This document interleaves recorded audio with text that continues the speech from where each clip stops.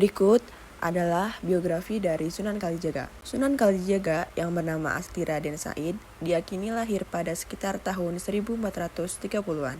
Sunan Kalijaga adalah anak dari Bupati Tuban yang bernama Tumenggung Wilatikta dan Dewi Nangrum. Sunan Kalijaga juga memiliki beberapa nama lain seperti Syekh Malaya, Raden Abdurrahman, Lokajaya, dan Pangeran Tuban. Nama pangeran tersebut diberikan karena Sunan Kalijaga merupakan anak dari Tumenggung Wilatikta yang menjabat posisi Bupati Tuban pada masa kerajaan Majapahit. Sunan Kalijaga diperkirakan hidup selama 4 masa pemerintahan, yaitu pada masa Majapahit, Kesultanan Demak, Kesultanan Pajang, hingga era Mataram Islam. Lebih lanjut, terdapat beberapa pendapat mengenai arti nama Kalijaga. Dalam bahasa Jawa, Kalijaga berasal dari kata kali yang berarti sungai dan kata jaga yang bermakna menjaga. Berdasarkan babat tanah Jawi, Sunan Kalijaga diceritakan kerap menenangkan pikiran di sebuah sungai, seolah-olah menjaga kali tersebut. Ada pula versi yang menjelaskan bahwa Kalijaga dijadikan nama wali tersebut karena ia pernah bertempat tinggal di desa Kalijaga, Kabupaten Cirebon. Oleh karena itu, nama Kalijaga memang sudah ada sejak zaman dahulu sebelum Raden Said lahir. Diperkirakan masa hidup Sunan Kalijaga mencapai 100 tahun. Sunan Kalijaga suka melakukan perjalanan. Dalam perjalanan tersebutlah beliau akhirnya bertemu dengan Sunan Bonang hingga menjadi muridnya. Beliau juga dikenal sebagai orang yang ahli dalam berbagai bidang, seperti politik, arsitektur, ahli strategi perjuangan militer, ahli kesenian, dan mubalik. Sunan Kalijaga memiliki 2 orang istri, yakni Dewi Sarah dan Siti Zainab.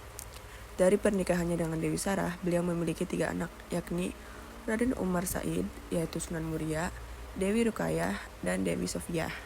Sementara itu, dari pernikahannya dengan Siti Zainab, anak dari Sunan Gunung Jati, beliau dikaruniai 5 anak, yakni Ratu Pembayun, Nyai Ageng Panegak, Sunan Hadi, Raden Abdurrahman, dan Nyai Ageng Ngerang. Sunan Kalijaga wafat pada tanggal 12 Muharram 1513 Saka, sekitar 17 Oktober 1592 Masehi. Beliau dimakamkan di daerah Kadilangu, Kabupaten Demak.